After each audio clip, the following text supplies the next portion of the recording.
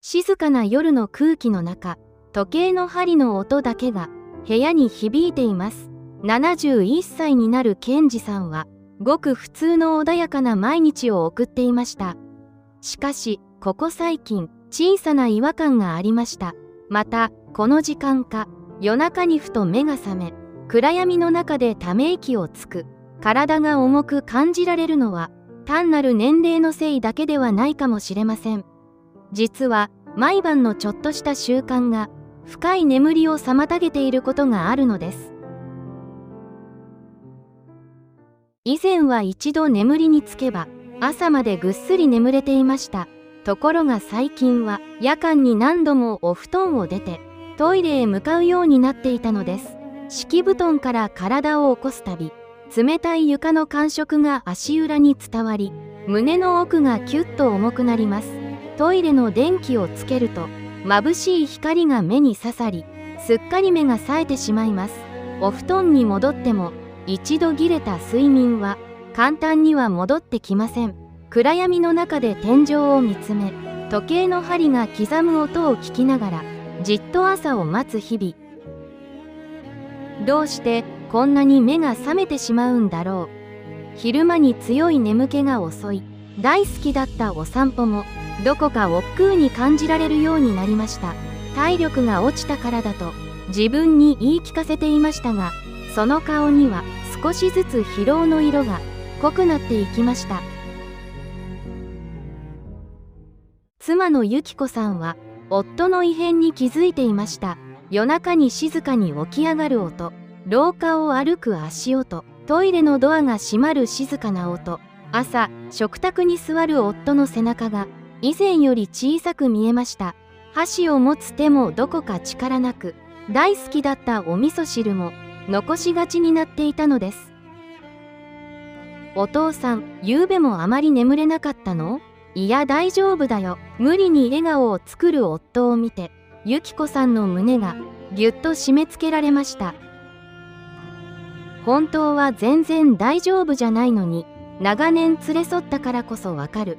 夫の隠された辛さと孤立感、このまま体力が衰えて倒れてしまうのではないかという静かな不安が部屋の中に広がっていきました。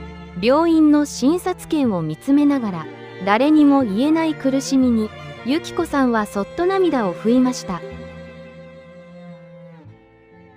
ある日の夕方、由紀子さんは近所の知人と話す機会がありました。いや、何度も起きるのは病気だけじゃなくて、夕方からの過ごし方が大きく関係しているらしいわよ。その言葉に由紀子さんはハッとしました。年のせいだと諦めるのではなく、日々の暮らしの中に見落としていた原因があるのかもしれない。夫を助けたい一心で、2人はもう一度毎晩の習慣を見直してみることにしたのです。その日の夕食から食卓の風景が少しだけ変わりました。由紀子さんはお味噌汁の味噌の量を半分に減らし、鰹節と昆布で濃いめに出汁を取りました。お父さん、今日のお出汁はどう？香りが良くてすごく美味しいよ。塩分を控えめにすることで夜間の喉の渇きを防ぎ、体が水分を溜め込むのを防ぐ工夫です。味付けを薄くするのではなく、出汁のうまみをしっかり効かせることで満足感を持ちながら自然と減塩ができることを知りました。健二さんも美味しそうにお出汁を飲み干し、笑顔を見せてくれました。お夕飯が終わると2人で一息つきながら、これまでの水分補給の仕方を見直しました。これまでは健康のためと思い、夜遅くまで温かいお茶を何杯も飲んでいたのです。喉を潤す程度に一口飲むだけでいいんだね。これからは夕食以降、ガブガブ飲むのを控え、口を潤す程度にとどめる行動を始めました。寝る1時間前、健二さんは洗面器にお湯を張り、足先をゆっくり温め始めました。40度ほどのお湯に足を浸すと、温かさが足裏から全身へとじわっと広がります。ああ、気持ちがいいな。深部体温を一度上げ、それが徐々に下がっていくことで、自然な眠気が訪れる体の仕組みを肌で感じていました。由紀子さんも隣で嬉しそうにその姿を見守っています。枕元にあったスマートフォンやテレビのリモコンは離れた机の上に置くようにしました。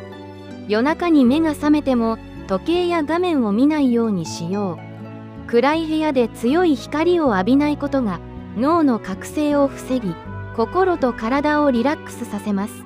万が一夜中に目が覚めてしまっても、布団の中でじっと悩むのをやめ、一度起きて薄暗い部屋で深呼吸をして心を落ち着かせることにしたのです。数日が過ぎた時、劇的な変化ではありませんが、健二さんの表情に小さな変化が現れ始めました。朝起きてきた健二さんの顔から、あの重い疲労感が少しずつ消えていたのです。夜中に起きる回数が3回から1回へと減っていたのです。お父さん、今日はすっきりした顔をしているね。ああ、久々に長く眠れた気がするよ。朝の光が差し込むリビングで、温かいお茶を一口飲む2人の顔に、穏やかな笑顔が戻っていました。本当に良かった。当たり前の朝が、こんなにも愛おしく尊いものだと、由紀子さんは静かに涙を拭いました。夫の健康を取り戻せた喜びが、胸いっぱいに広がっていきました。特別な高価な薬を使ったわけでも、無理な運動をしたわけでもありません。ただ、自分の体と向き合い、毎晩の行動を少しずつ変えていっただけです。夕食の出汁を工夫すること、お風呂上がりに足湯で体を温めること、寝る前の光を遮り、正しい水分補給を心がけること、ほんの少しの知識と家族を思いやる温かい工夫が穏やかな夜を取り戻してくれました。今夜からできる小さな一歩、あなたも今夜ご自身の睡眠習慣を静かに振り返ってみてはいかがでしょうか。大切な人と一緒にぐっすりと眠れる毎日を今夜から始めてみませんか。穏やかな眠りと爽やかな朝があなたを待っているかもしれません。